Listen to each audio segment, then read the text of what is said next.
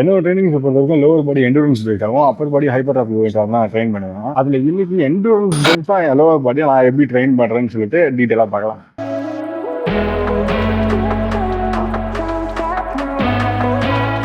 எந்த மாதிரி ட்ரைனிங் பண்ணாலும் சரி, அதில் ஃபர்ஸ்ட் ப்ரியாரிட்டி கொடுக்க வேண்டியது வெயிட் செலக்ஷன் தான். வெயிட் செலக்ஷனை பொறுத்த வரைக்கும் எண்டூரன்ஸ் பேஸாக ட்ரெயின் பண்ணுறப்ப உங்கள் 1 hour வெயிட்ல இருந்து ஒரு 70% பிலோ சூஸ் பண்ணுறது ஒரு பெஸ்ட் ஆப்ஷன். அதுவும் நீங்கள் என்ன மாதிரி கோளாறான காலெல்லாம் வச்சு ஸ்டார்ட் பண்ணுறீங்க அப்படின்னா பிலோ 60% வெயிட் சூஸ் பண்ணுறது இன்னும் ஒரு பெட்டரான ஆப்ஷன்.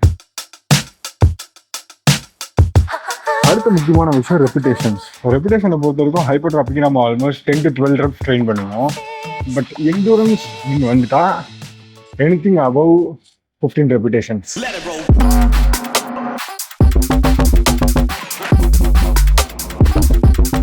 இப்போ அடுத்து இன்னொரு கேள்வி வரும், எண்டூரன்ஸ் பேஸாக ட்ரெயின் பண்ணுறாலும் என்ன யூஸ், நான் ஏன் எண்டூரன்ஸ் பேஸாக ட்ரெயின் பண்ணணும் அப்படின்னு. இப்போ நான் எதுக்காக எண்டூரன்ஸ் பேஸாக ட்ரெயின் பண்ணுறேன்னு முதல்ல சொல்கிறேன். நான் எண்டூரன்ஸ் பேஸான ஸ்போர்ட்ஸுக்கு ப்ராக்டிஸ் பண்ணிட்டு இருக்கேன். ஸோ அந்த ஸ்போர்ட்டில் என்னோட பர்ஃபார்மன்ஸை நான் இன்னும் பெட்டர் ஆகிறதுக்கு நான் என்னோட ட்ரைனிங்ஸில் எண்டூரன்ஸ் பேஸாக மாற்றிருக்கேன். இது ஒருத்தவங்க ரெக்குவயர்மெண்ட்டுக்கு பொறுத்தும் மாறிட்டே இருக்கும். ஒரு பாடி பில்டர் எடுத்துக்கிட்டோம் அப்படின்னா அவங்க ஓவராகவே ஹைப்பர்ட்ராஃபி ஓரியன்டாக தான் ட்ரைனிங்ஸே பண்ணுவாங்க. ஆனால் அப்படியே ஒரு பவர் லிஃப்டர் எடுத்துக்கிட்டோம் அப்படின்னா அவங்க ட்ரைனிங்ஸ் ஃபுல்லாகவே ஸ்ட்ரென்த் ஓரியன்டாக இருக்கும். என்னோட கோல் ஒரு ஹைபிரிட் ட்ரைனிங் தான். அதுக்காக தான் என்னோட அப்பர் பாடி ஹைப்பர்ட்ராஃபி ஓரியன்டாகவும் லோவர் பாடி எண்டூரன்ஸ் பேஸ்ல நான் ட்ரெயின் பண்ணிட்டு இருக்கேன்.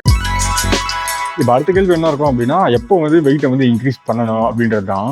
இப்போ ஜென்ரலாக ஹைப்பர்ட்ராஃபி ட்ரைனிங்ஸில் நம்ம பார்த்தோம்னா ஒரு 12 ரெப்பிடேஷன்ஸ்ன்றது 13 ரெப்பிடேஷன்ஸாக ஈஸியாக போகுது அப்படின்றப்போ நம்ம வெயிட்டை இன்க்ரீஸ் பண்ணுவோம்.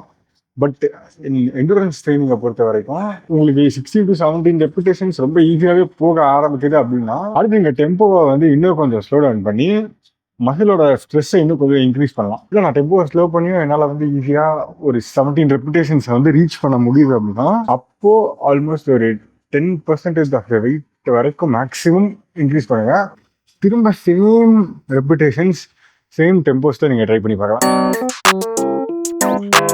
இப்போ ஹைப்பர்ட்ராஃபி ட்ரைனிங் பண்ணுறோம் அப்படின்னா மசிலோட சைஸ் இம்ப்ரூவ் ஆகும், கண்டிஷன்ஸ் இன்னும் பெட்டர் ஆகும். அந்த மாதிரி எண்டூரன்ஸ் ட்ரைனிங் பண்ணுறப்ப நம்ம என்னெல்லாம் டிஃபரன்ஸ் ஃபீல் பண்ண முடியும் அப்படின்ற ஒரு கேள்வி வரும். இப்போ நீங்கள் ஒரு அத்லட்டாக இருக்கீங்க, லாங் டிஸ்டன்ஸ் ரன்னிங்லாம் பண்ணுறீங்க அப்படின்னா உங்கள் மசில் ஃபெட்டிக் ஆகிற டிஸ்டன்ஸ் இன்னும் கொஞ்சம் இம்ப்ரூவ் ஆக ஆரம்பிக்கும். ஒரு எக்ஸாம்பிள் சொல்லணும் அப்படின்னா நீங்கள் ஒரு 5 kilometers ஓடும்போது உங்கள் ஹாம்ஸ்ட்ரிங் மசில் எல்லாமே ரொம்ப ஃபெட்டிக் ஆகி உங்களால் ஓடவே முடியாத ஒரு சுச்சுவேஷன் வருது அப்படின்னா அந்த 5 kilometersன்றது ஒரு 6 kilometers 7 kilometers 10 kilometers வரைக்கும் கூட இம்ப்ரூவ் நிறையவே சான்சஸ் இருக்கு.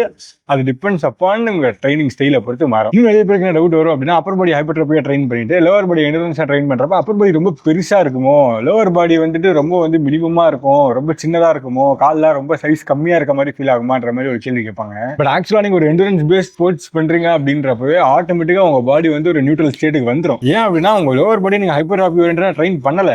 பட் இருந்தாலுமே எண்டூரன்ஸ் ட்ரைனிங்ன்றது ஹைப்பர்ட்ராஃபியை தாண்டி ஒரு ஸ்டேஜ் மூவ் ஆகிறது தான் எண்டூரன்ஸ் ட்ரைனிங்ல போகும். உங்களுக்கு எண்டூரன்ஸும் பில்ட் ஆகும், அட் த சேம் டைம் ஒரு மினிமம் அமௌண்ட் ஆஃப் மசிலும் உங்க லோவர் பாடியில பில்ட் ஆக தான் போகுது. ஸோ இந்த வீடியோ எதுக்காக அப்படின்னா நீங்க எண்டூரன்ஸ் பேஸ்ட் ஸ்போர்ட்ஸ் ட்ரெயின் பண்றப்ப ஜஸ்ட் நீங்க ஓடுறதா இருந்தாலும் சரி, இல்லை சைக்கிளிங் பண்றதா இருந்தாலும் சரி, ரொம்ப நாளைக்கு அதையே மட்டுமே பண்ணிக்கிட்டு இல்லாம இந்த மாதிரி ட்ரைனிங்ஸ்லயுமே நீங்க எண்டூரன்ஸ் பேஸா ட்ரெயின் பண்றப்ப உங்களோட ப்ராக்ரஸ்ல ஒரு டிராஸ்டிக்கான சேஞ்சஸ் நீங்க பார்க்கலாம். So gym is not only place for hypertrophy. உங்க கோல்ஸுக்கு ஏற்ற மாதிரி உங்க ட்ரைனிங்ஸை மாற்றி உங்க பாடியை ரெடி பண்றதுக்கான ஒரு பிளேஸ் தான் ஜிம்.